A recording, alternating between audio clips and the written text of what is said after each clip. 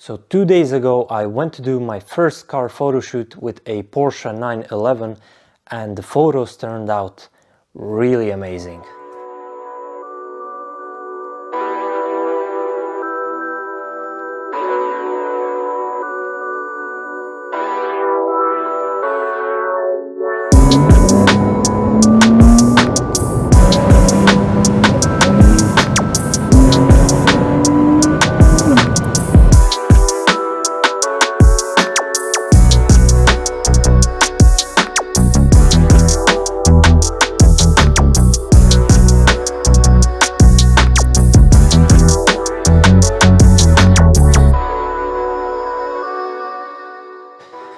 What is up everyone, welcome to my new YouTube video.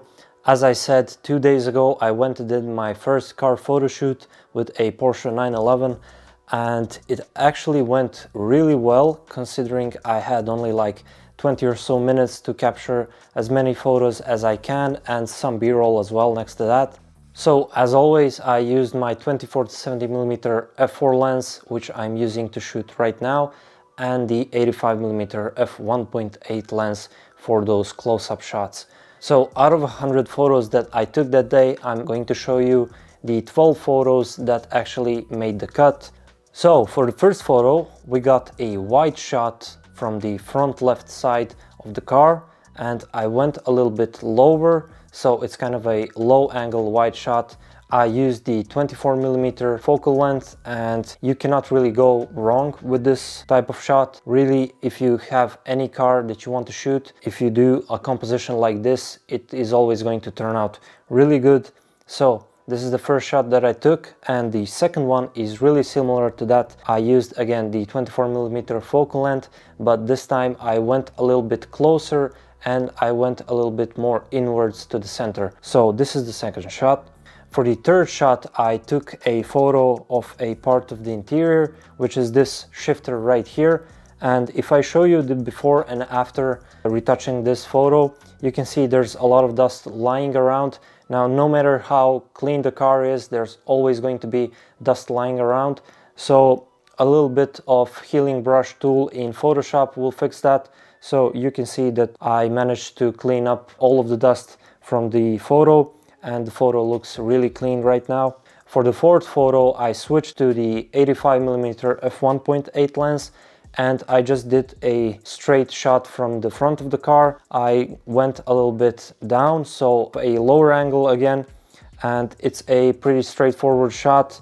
You cannot go wrong with this one as well. For the fifth shot, I just went from the back side of the car and photographed it from a lower angle, again with the 85mm lens. This photo is one of my favorites actually from this photo shoot. So yeah, if you're shooting a great car like this one, a straight photo from the back will always work good. For the next shot, I went back to the 24mm focal length and I photographed the car from the other way around now. So this is the back left side. If I was to do this photo again, I would do it a bit differently. Sky turned out really overexposed and the car turned out really underexposed, so I had to do a lot of adjusting shadows and highlights. If I would have to do this again, I would just put it on the tripod and just do one exposure for the sky and one exposure for the car, and then merge these two photos together to create one perfectly exposed photo.